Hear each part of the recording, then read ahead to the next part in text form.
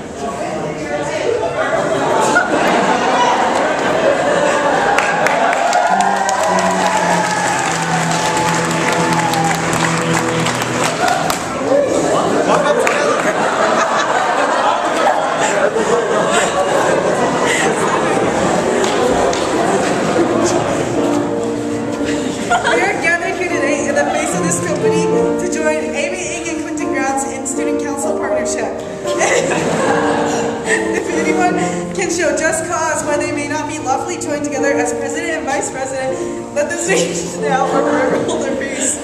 Amy, do you take Quentin Grounds? Or your lawfully elected VP to work in the partnership of Executive Student Council, will you honor, trust, and respect him from this day forward, forsaking all others, keeping him as your VP as long as the next school year lasts? I do.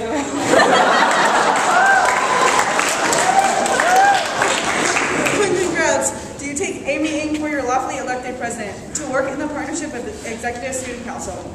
Will you honor, trust, and respect her from this day forward, forsaking all others, keeping her as your president as long as the next school year lasts? Yes, I mean I do. Now, by the power vested in us, we now pronounce Amy Ng and Quentin Grounds as Executive Student Council Vice President and President. Yay!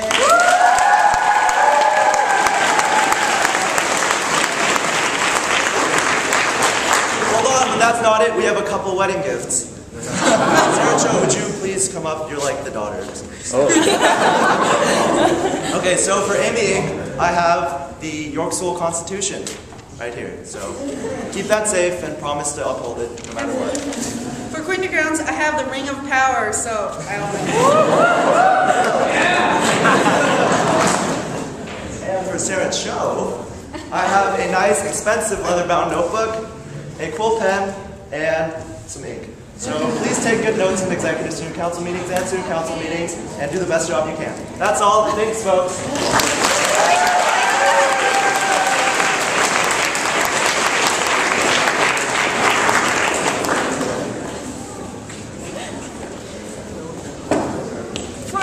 Extra Marathon coming up on Sunday, April 29th. We need about 5 more volunteers. We will have a meeting this Friday during lunch in room 8 to go over everything that needs to happen when we're volunteering. I have more of these little registration forms, how to do it online. You have to register online by tomorrow so that you can get your t-shirt and be registered. And the York permission slip is on Moodle in the community service section, and that needs to be turned in by tomorrow as well. Lastly, I need 2 more parent drivers. If your parents are interested in supporting the marathon, if they like to run, please ask them whether you are going or not. If you are volunteering, it's a great fun way to spend the day with a bunch of your peers, and your parents can kind of stay out of it if you want them to do that as well. Thanks. Earth Day is coming up on April 22nd, and in honor of Earth Day, I'm going to pull ice plant. So if you would like to pull ice plant with me during Health and Fitness on Friday and on Monday, please come talk to me. But yes, I'm going to be pulling ice plant over across the street, and if you would like to join me, please come talk to me. Good morning. I have 2 announcements. First, seniors, I have your graduation invitations in my office. Please come by and pick them up. Second, I'm here to announce an award from a university, Rensselaer Polytechnic Award. Every year, they give an award called the Rensselaer Medal, which was first founded in 1916.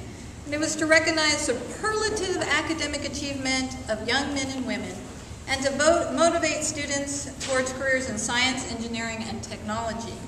The medal is awarded to promising secondary juniors. Last year it was Eli Block.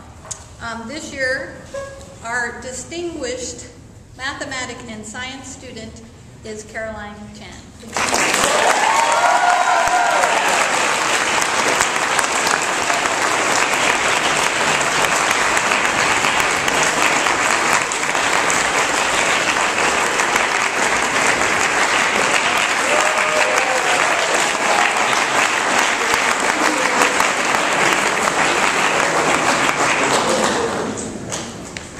Yesterday, the president of the Gay, Straight, and Alliances Committee Club came by with these tickets to the movie called Bully. It's showing at the Ozio this Friday. High school students come in free. So if you're interested in this and you want more information, just come to me. I'll be outside the flagpole. Yeah, come talk to me.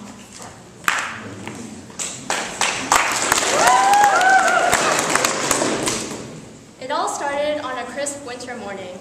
The sky was blue, the air less muggier than usual, because it had rained the night before, and all the pollution turned to acid rain and soaked into the ground, killing a bunch of trees and earthworms. But anyway, the sky was blue.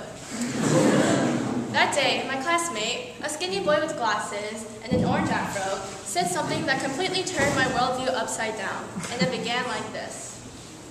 My apologies, I could not understand your preceding sentence for that overwhelming Asian accent. But before I could process what he had just said, I slapped him and ran away. Why? Because he was a weirdo, and my mom always used to tell me to beat up creepy old men who tried to approach me. Later that day, the short Korean girl, who's grossly obsessed with me, also said something very strange. She asked, "Ai, were you born in Beijing?" I said, "No, I was born in Ohio. Why you ask?" And she said, "I don't know, something about how you roll your eyes when you say Alejandro." What's that even supposed to mean?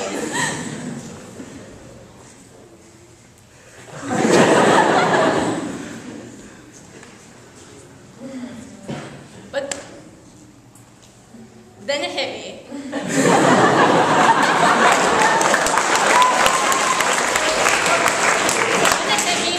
Blown away by the impact of this realization.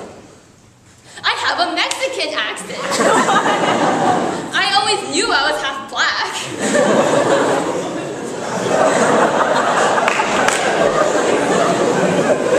But then the short Korean girl cut me off and said, No, you have an Asian accent. At this point, I also slapped her and ran away. This time, it was not because she was a creepy old man, but because my mother always used to tell me that I should never associate myself with liars, and she was trying to put me down with her lie. I mean, really, an Asian accent? I can't have an Asian accent. I can't even do a fake Asian accent, as you may have noticed already. I learned to speak English before Chinese. No, not really. Then it hit me again. The problem wasn't me, it was everyone else. And now I take a quote from Shakespeare and insert Asian every time he says Jew. Racism! He has disgraced me and insulted me 500,000 times, laughed about my losses, joked about my gains, cooled my friends, heated my enemies. And what is his reason? I am an Asian. Doesn't an Asian also have eyes? Doesn't an Asian also...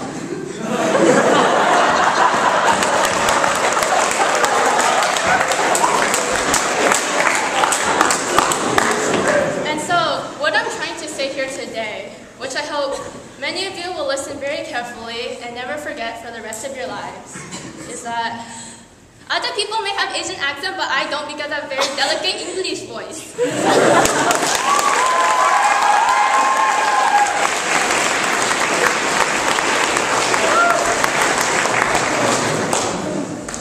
I've never been one for Disney princesses, but I know every girl wants her Prince Charming to come waltzing into her life. Every girl wants that special boy to appear one day out of the blue, and when she looks into his beautiful eyes, she knows he's the one. And from that moment on, everything would just fall into place. But really, it's all just a bunch of BS. But there's that tiny bit inside of me hoping it's not a bunch of bogus. hoping that maybe my knight in shining armor just got caught up along the way and is coming soon. 'Cause dang it, I'm tired of waiting. Reading about sexy heartthrobs in the latest teen novel isn't really doing it for me anymore. I'm tired of crossing my fingers hoping I actually cross paths with that neighborhood cutie my horoscope told me about. And while there's that tiny spot in my brain wishing it could all come true, there's another part of me that knows it's just a waste of time. That kneeling on those pews and praying to God to help me find my one true love is completely useless. But then it occurred to me, I actually might have to start trying, get myself out there. And probably stop squealing after a cute boy passes by. That maybe I should hit up the mall or party it up instead of reading on a Friday night. That I might actually have to man up and start a conversation with a boy. But the truth is, I can't do it. I'm just a shy little 15-year-old girl who reads instead of parties. I can't start up a conversation, let alone keep it going. So maybe my horoscope's my best bet, because I need something to hope for, something to wish for, and to get pretty for when I go out. And while I know that special guy won't appear at my bedroom window with a white horse and a bouquet of flowers, I know my patience will pay off someday. So wherever you are, I'll be waiting, not so patiently, but I'm waiting. And I know you'll come around sometime soon.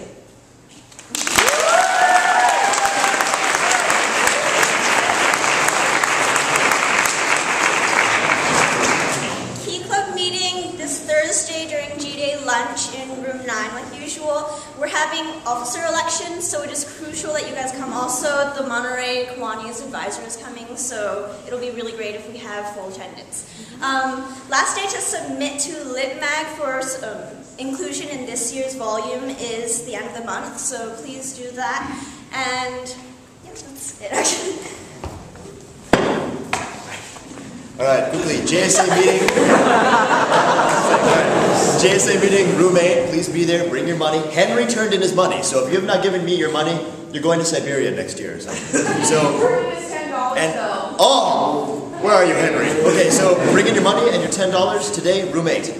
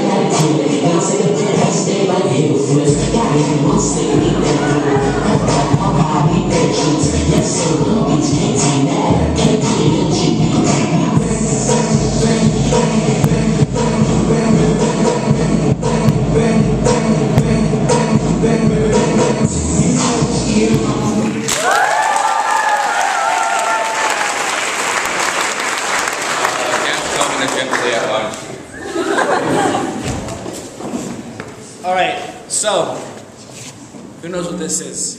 I do. Thank you, Nat. Fiddler on the Roof starts April 26th. That's next Thursday. We'll be running for 5 weeks. We are in it along with Max's dad, Reg. As Tevya. Thursdays, Fridays, Saturdays, it starts at 7:30. Sundays at 2 p.m. Some shows are already sold out. They've been sold out for 2 months. So if you do plan on showing up, get your tickets now. Josh is a Russian. I'm a Russian. He's a bottle dancer. I'm a bottle dancer. And it's awesome. You should come.